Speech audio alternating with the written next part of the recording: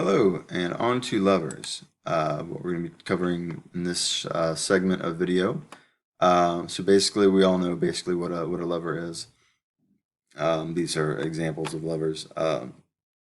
So we've got the fulcrum. One side would be the effort force, and the other side would be the resistance force. And so there are three types of levers, three main types of levers. There's first class, second class, or third class, or type 1, type 2, type 3, whatever you want to say. I'll probably say type 1, type 2, type 3. What matters as far as what type of lever is which is what goes in between the other two things. If the fulcrum is between the effort and the resistance, if the fulcrum is in the middle, it doesn't have to be in the dead middle, it can be off to one side or the other, okay, then it's a type 1 lever. Type 1 levers can have mechanical advantage of greater than 1, meaning it'll make it easier, you don't have to push as hard. It can be equal to 1, or the mechanical advantage can be less than 1, as in this case. But these are all three type 1 levers because the fulcrum is between the other two things. In a second class lever, what's located in the middle is the resistance. The resistance force is in the middle, and the mechanical advantage for a type 2 lever is always going to be greater than 1.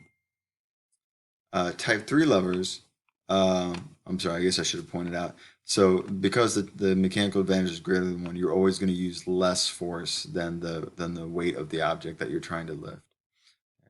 As opposed to a type 3 lever or class 3 lever, which the effort force is in the middle, the phi is in the middle, the mechanical advantage is always going to be less than 1. So you're always going to lose force. You're always going to have to push harder than the object weighs. But the advantage is since you push harder, is you don't have to push as far. So that's always a trade-off between force and distance. Some other examples of type 1, 2, 3 levers. So type 1, again, the fulcrum is in the middle, and that's like a seesaw. An example of a type 2 would be a wheelbarrow, where the wheel would be the fulcrum. This heavy batch of leaves is the resistance force, is the resistance, and and her hands are the effort force. I have input and output, but this is the resistance, and this is the effort. And a type 3 lever. Why would you ever want to have a lever where you have to push harder than the resistance that you're trying to overcome? Well, an example of that would be a broom. So this would be the fulcrum, his hand here. This would be where he's applying his effort force. And then the resistance would be what the bristles, the dust that you're trying to move.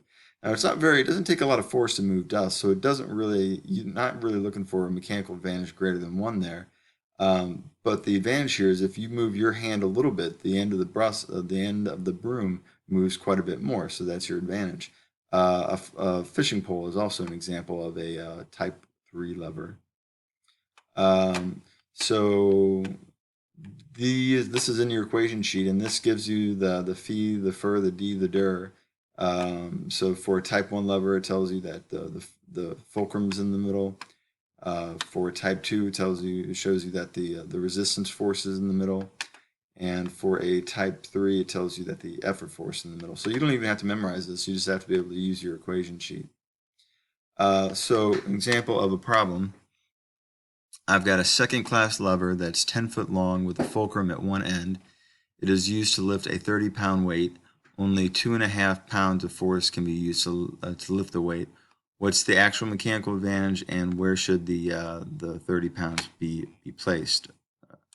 So let's draw a picture and kind of label what we know. So here we've got a 30-pound weight. I'm going to try using my stylus here. That is the resistance force, and it doesn't work that well. And then this 2.5 pounds, that's my effort force. As good as I can write with this stylus. And let's draw a picture of this. Now it's a second class lever, which means the resistance is going to be in the middle. So that should be at the very end, but whatever. So let's see. So we got 30 pounds here. 30.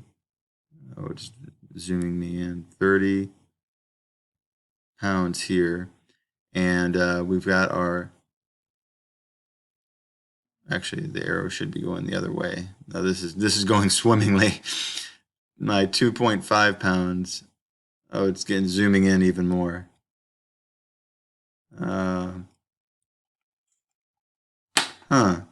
Wasn't this curious? Let me hit erase and see what happens.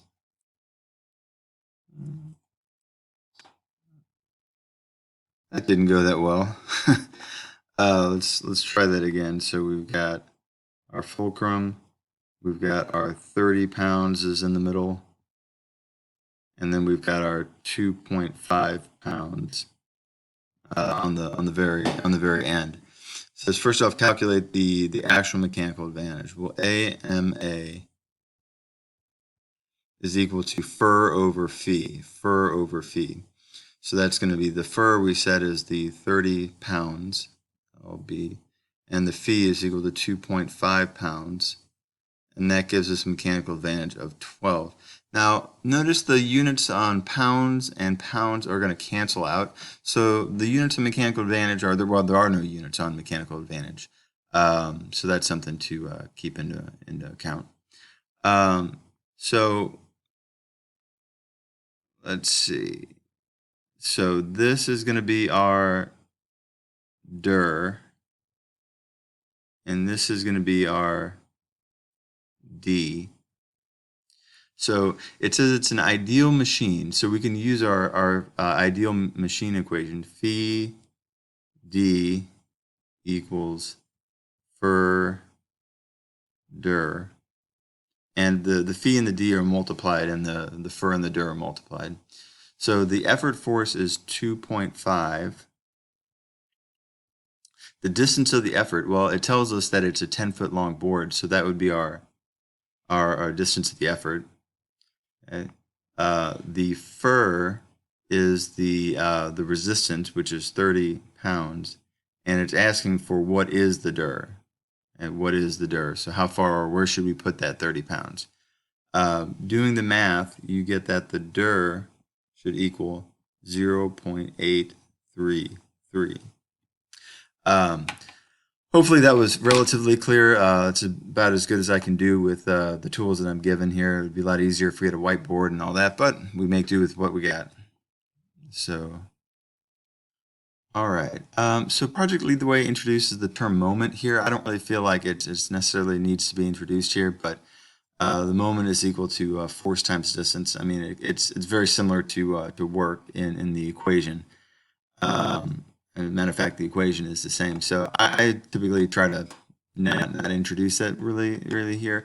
What I would keep in mind is that when Project Lead the Way uses the term static equilibrium, that's their way of saying it's an ideal machine. So you might want to put that also by that phi d equals further equation, static equilibrium. And that tells you can use that equation too. I think it makes more sense just to introduce it like that. So here they're doing a static equilibrium equation, and we've got what type of lever is this? The fulcrum is in the middle, so it is a type 1 lever. So they're going to do the static equilibrium or ideal machine equation. So we can skip through a lot of this. Okay, so here they're calculating the actual mechanical advantage, which is 2. They've got the resistance force divided by the effort force, fur over phi. What's the ideal mechanical advantage of the lever? Well, that's d over dir. Notice that the effort and resistance get flipped between AMA and IMA. So the ideal mechanical advantage is going to be your d, which is 5.5 over your 2.25. So the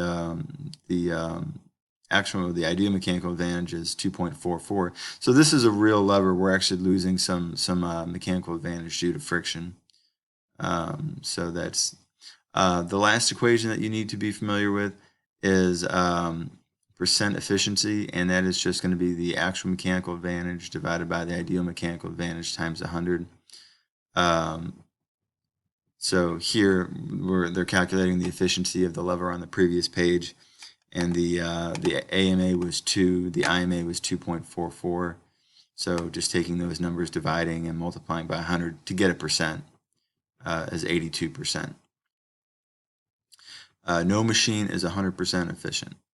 A little bit on wheel and axles. Actually, I'll save wheel and axle for another PowerPoint. But these IMA, AMA, and efficiency equations, just make a mental note that they apply to all simple machines, not just levers.